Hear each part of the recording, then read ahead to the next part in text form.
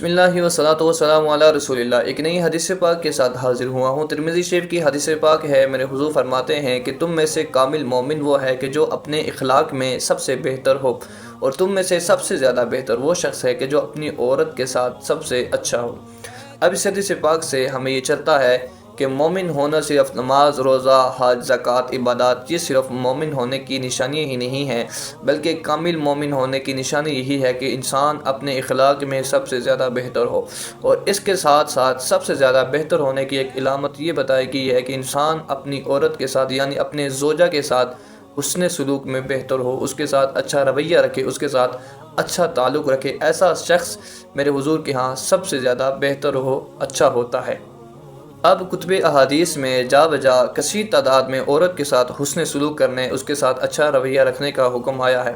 کیا عورت حقیر ہے یا عورت کمزور ہے؟ کیا اس وجہ سے عورت کے ساتھ حسن سلوک کا حکم آیا ہے؟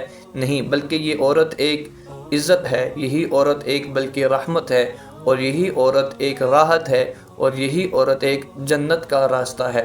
اس لیے احادیث مبارکہ میں جاں بجا عورت کے ساتھ حسن سلوک کرنے کا حکم آیا ہے۔ مذکورہ حدیث میں سب سے زیادہ بہتر شخص مرد کی نشانی یہی بتائی گئی ہے کہ وہ شخص سب سے زیادہ بہتر ہوگا کہ جو اپنی زوجہ کے ساتھ حسن سلوک میں بہتر ہوگا، اس کے ساتھ اچھا سلوک کرے گا۔ اب بدقسمتی کے ساتھ ہمارے معاشرے میں عورت کو وہ عزت نہیں دی جاتی کہ جس کی اسلام نے ہمیں تلقین فرمائی ہے۔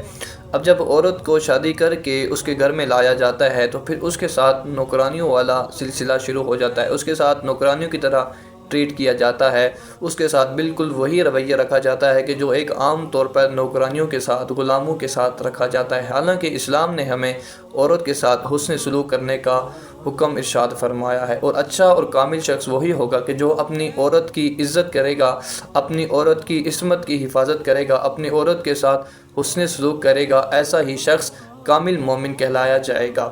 بعض شہروں میں تو عورت کے ساتھ درندوں کی طرح سلوک کرنا اور غیرت کے نام پر عورت پر ہاتھ اٹھانا، درندوں کی طرح اس کے ساتھ ٹریٹ کیا جاتا ہے، اور کیا کہا جاتا ہے کہ یہ ہماری عزت کی ہی بات ہے۔ عزت کے نام پر عورت کو درندگی کا نشانہ بنایا جاتا ہے، اس کے ساتھ بالکل جانوروں والا سلوک کیا جاتا ہے غیرت کے نام پر۔ حالانکہ ایسا کرنے کا بالکل بھی اسلام ہمیں حکم نہیں دیتا، جہاں بجائے اسلام نے ہمیں عورت کے ساتھ حسن سلوک کا حکم دیا ہے۔ اللہ تعالی ہم سب کو قرآن و سنت پر عمل کرنے کی توفیق عطا فرمائے۔ ملتے ہیں نیکسٹ ویڈیو میں ایک نئی حدیث پاک کے ساتھ۔ جزاکم اللہ خیرہ۔